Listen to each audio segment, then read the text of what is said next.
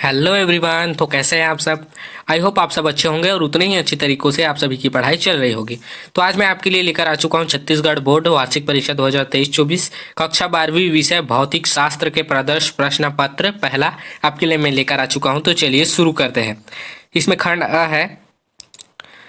प्रश्न क्रमांक पहला है, विद्युत धारिता का एसआई मात्रक एवं विमीय सूत्र आपको लिखना है। प्रश्न दूसरा है, प्रत्यावर्ती विभव बल का मान इक्वल टू 314 साइन 314 टी है तो उसकी आवृत्ति का मान आपको बताना है। प्रश्न 3 है, देहली तरंग लंबाई किसे कहते हैं। प्रश्न 4 है, एक लेंस की फोकस दूरी 10 सेंटीमीटर है, उसके सम्मुख 5 सेंटीमीटर की दूरी पर वस्तु रखने पर प्रतिबिंब बनने वाले प्रतिबिंब की प्रकृति का आकार आपको लिखना है। प्रश्न 5 है, सिलिकॉन के अर्धचालक में आर्सेनिक की डोपिंग की गई तो बनने वाले अर्धचालक का नाम आपको लिखना है। क्लियर है। प्रश्न 6 है, विद्युत ध्रुवी की अक्षीय स्थिति एवं निरक्षीय स्थिति में कोई दो अंतर आपको लिखना है। प्रश्न 7 है, एक चालक का प्रतिरोध 470 ±10% ओम है तो उस चालक के प्रतिरोध पर बने वर्ण कोड के रंग आपको लिखने हैं। प्रश्न 8 है, आयाम मॉड्यूलेशन क्या है। प्रश्न 9 है, संयोजी तार तांबे के बनाए जाते हैं क्यों।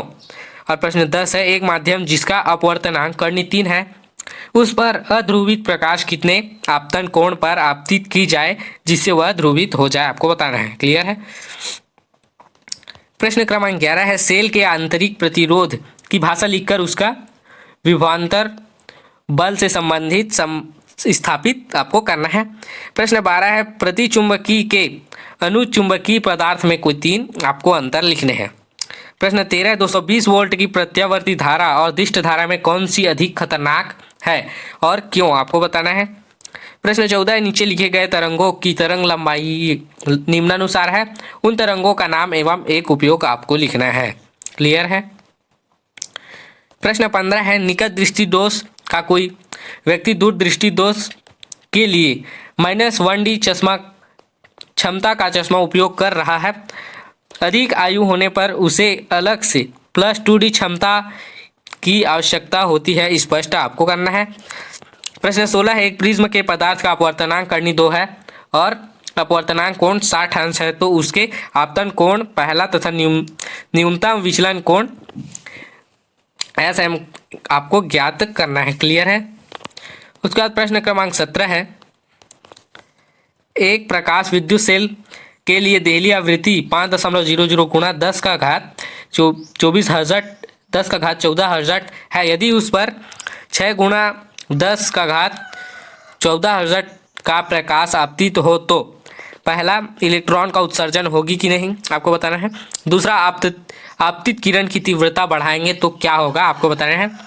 प्रश्न तीसरा है, आपतित प्रकाश की आवृत्ति 7 गुणा 10 का घात 14 हर्ट्ज करेंगे तो क्या होगा आपको बताना है। क्लियर। उसके बाद आता है प्रश्न क्रमांक 18,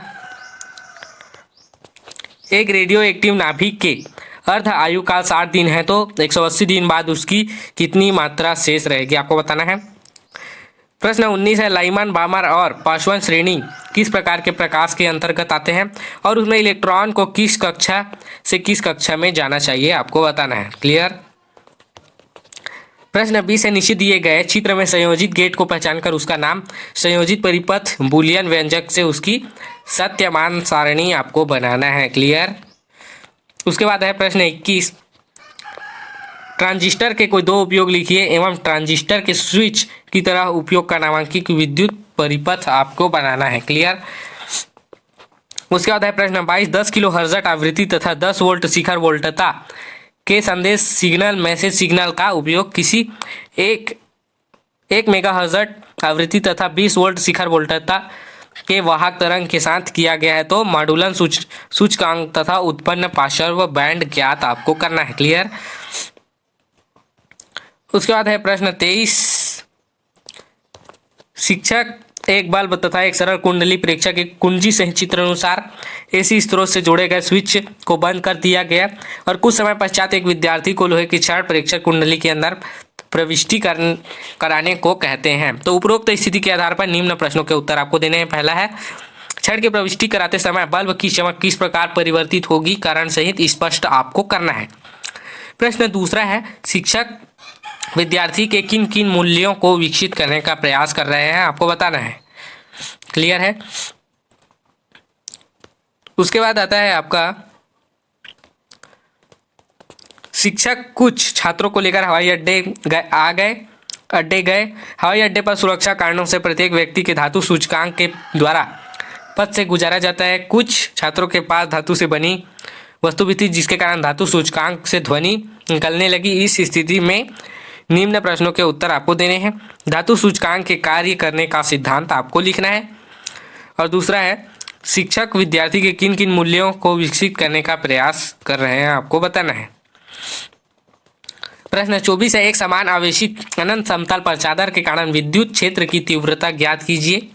यदि समतल चादर में तीव्रता तल से बाहर की ओर है तो पृष्ठ घनत्व का मान धनात्मक होगा कि ऋणात्मक, आपको बताना है।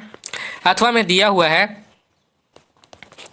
किसी विद्युत द्विध्रुव के कारण अक्षीय स्थिति में विद्युत विभव की गणना कीजिए। यदि द्विध्रुव को 90 अंश से घुमा दिया जाए तो विद्युत विभव का मान कितना होगा, आपको बताना है।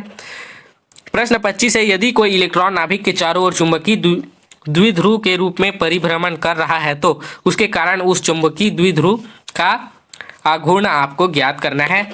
उसी के अथवा में दिया हुआ है, किसी धारावाहिक वृत्ताकार कुंडली के अक्ष पर स्थित किसी बिंदु पर चुंबकीय क्षेत्र की तीव्रता की गणना कर दूरी के साथ उसकी तीव्रता परिवर्तन का ग्राफ प्रदर्शित कीजिए। क्लियर।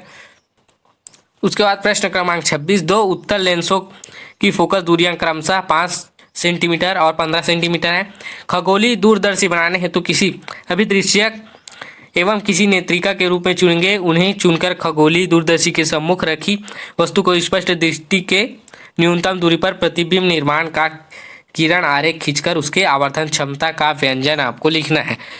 तो ये कंप्लीट हुआ आपका प्रायदर्श प्रश्न पत्र पहला। तो आपके लिए वीडियो यूजफुल रहा तो अपने दोस्तों को भी शेयर करें, क्योंकि इनके बारे में उनको भी जानकारी हो सके। और अगर आप हमारे चैनल में नए हैं तो हमारे चैनल को सब्सक्राइब करें। तो मिलते हैं अगली वीडियो में, तब तक के लिए धन्यवाद।